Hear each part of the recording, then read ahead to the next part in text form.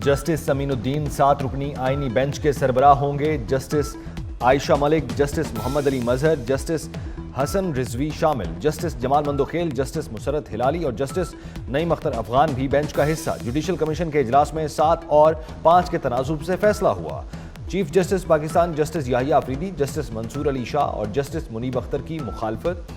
उमर अयूब और शिबली फराज ने भी मुखालफत में वोट दिया। आईनी बेंच में चारों सूबों से जजेस को शामिल किया गया है।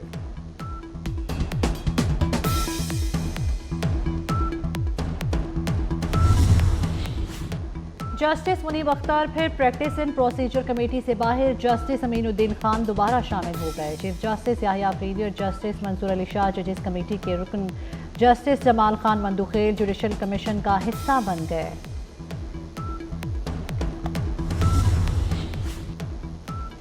26वीं आईनी तरमीम पर फुल कोर्ट बेंच बनाया जाए। जस्टिस मुनीब अख्तर और जस्टिस मंसूर अली शाह का चीफ जस्टिस याहिया अफरीदी के नाम खत मीडिया को भिजवा दिया गया। आपसे 31 अक्टूबर को इजलास बुलाने की दरखास्त की। तरमीम चैलेंज करने वाली दरखास्तें मुकर्रर करने का कहा। चीफ जस्टिस पाकिस्तान, आपने इजलास नहीं बुलाया। एक्ट के तहत हमने खुद जजेस कमेटी का इजलास बुलाया। दरखास्तें 4 नवंबर को मुकर्रर करने का फैसला किया। फैसले के बावजूद कॉज लिस्ट जारी नहीं की गई। हम 2 जजेस का फैसला अब भी बरकरार है।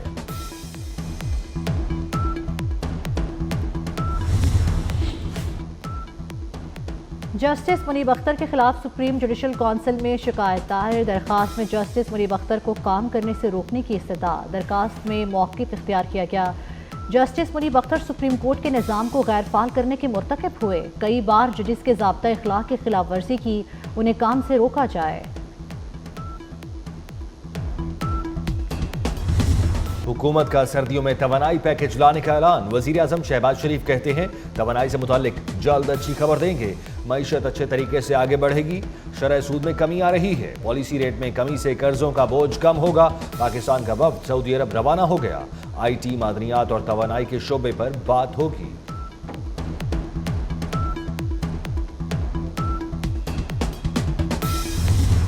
टैक्सेस और तवानाई की लागत में कमी करेंगे। वज़ीर ख़जाना ने भी खुशखबरी सुना दी। Mohammed Aurangzeb credit rating B category होने के लिए पुरुमीद। कहते हैं आइंदा माली साल यूरो बॉन्ड्स जारी करेंगे। फिच, मॉडीज और स्टैंडर्ड एंड पोर्स से मस्बत गुफ्तगू रही।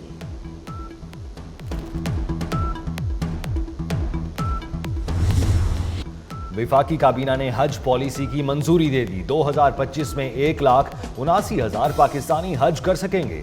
हज पैकेज 10,65,000 से 10,75,000 में होगा।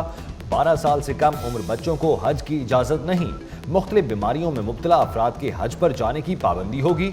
7 माह की हामला खातून भी हज नहीं कर सकेंगी। सुपर पावर की पावर किसके हाथ? कौन बनेगा अमेरिका का सदर, ट्रंप या कैमला? व्हाइट हाउस के नए मकीन के लिए वोटिंग का अमल जारी। 16.5 करोड़ वोटर्स नए सदर का चुनाव करेंगे। 4 करोड़ 10 लाख नौजवान पहली बार वोट डालेंगे। चंद अहम रियासतों में तेज बारिश के बायस टर्न आउट मुतासर होने का खदशा।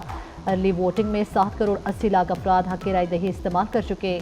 इलेक्शन में कामयाबी के लिए 538 में से 270 इलेक्टोरल वोट दरकार। 435 ईवान नुमाइंदगान और 34 सेनेटर्स का इंतखाब भी आज ही होगा। पहली बार स्याफाम खातून अमरीकी सदर बन सकेगी या व्हाइट हाउस की मसनद पर सफेद फाम मर्द का राज होगा? पूरी दुनिया की नजरें अमरीकी इलेक्शन पर जम गई। अमरीका में मुख्तलिफ टाइम जोन नताइज भी वक्फे से आएंगे। ट्रंप का नताइज से पहले ही जीत का दावा। कमला हैरिस भी कामयाबी के लिए पुरुम्मीद। अमरीकी इंतखाबात में सिक्योरिटी के गैर मामूली इक़दामात। रियासत ओरेगन, वाशिंगटन और नेवाडा में नेशनल गार्ड ने फराइज संभाल लिए। FBI कमांड पोस्ट कायम। 1 लाख पोलिंग स्टेशन पर सिक्योरिटी बढ़ा दी गई। पोलिंग अमले के लिए खुसूसी मुसल्लह टीमें तैनात। इलेक्शन अमले की हिफाजत के लिए 1000 पिंक बटन मंगवा लिए गए। इन बटन्स को इमरजेंसी की सूरत में इस्तेमाल किया जा सकेगा।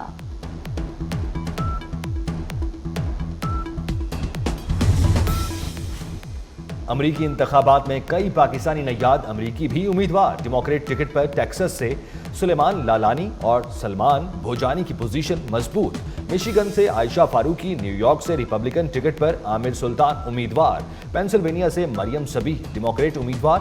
कांग्रेस के लिए वाहिद उम्मीदवार ईरान बशीर भी मैदान में उतरे हैं।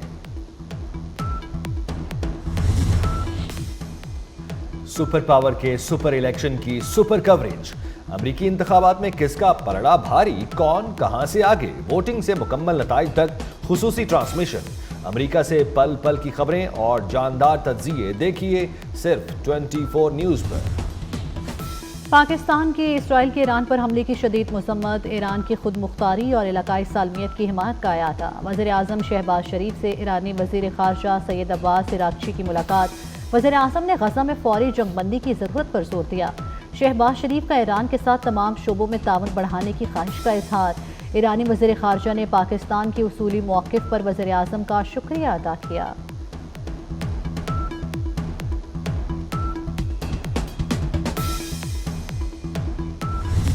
इस्लामाबाद में 9th एवेन्यू इंटरसेक्शन और कन्वेंशन सेंटर इंटरसेक्शन का संग बुनियाद रखने की तकरीब। वज़ीर आज़म शहबाज शरीफ की वज़ीर दाखिला मोहसिन नकवी की काविशों की तारीफ। कहा, मोहसिन नकवी की दिलचस्पी से ये मंसूबे वक्त से पहले मुकम्मल हो जाएंगे। मोहसिन नकवी ने अपना पंजाब वाला रिकॉर्ड बरकरार रखा हुआ है। इस्लामाबाद में 2 5-स्टार होटल्स बनेंगे। वज़ीर दाखिला मोहसिन नकवी का ऐलान। कहा, इस्लामाबाद में तफरीही सरगर्मियों के लिए सफारी पार्क बनाए जाएंगे। फैज़ाबाद चौक ट्रैफिक की रवानी बरकरार रखने के लिए काम कर रहे हैं। शहर की खूबसूरती को मुस्तकिल बहाल रखने के लिए कोशां हैं।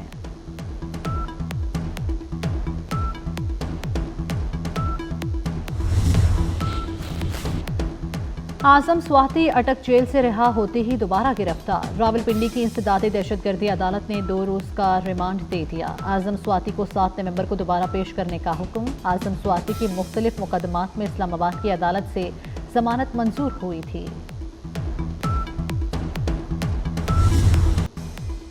लाहौर में स्मोक के नए स्पेल का खतरा। महकमा माहौलियात ने रेड अलर्ट जारी कर दिया। भारत से जहरीली हवाओं का रुख फिर पाकिस्तान की तरफ मुड़ गया। 24 घंटे खतरनाक हैं। लाहौर आज भी आलूदगी में सरे फहरिस्त रहा। एयर क्वालिटी इंडेक्स की शरह 562 रिकॉर्ड। DHA में शरह 818, अस्करी 10 711 रही।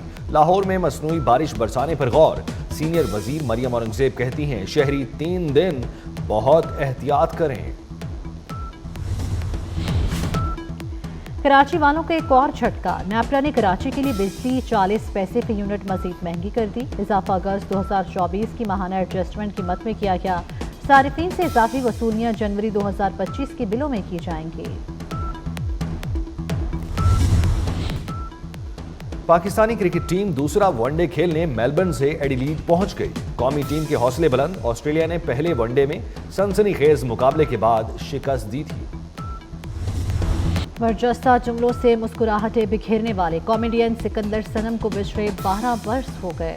सिकंदर सनम की मज़ाही अदाकारी मद्दाहों के दिलों में आज भी जिंदा।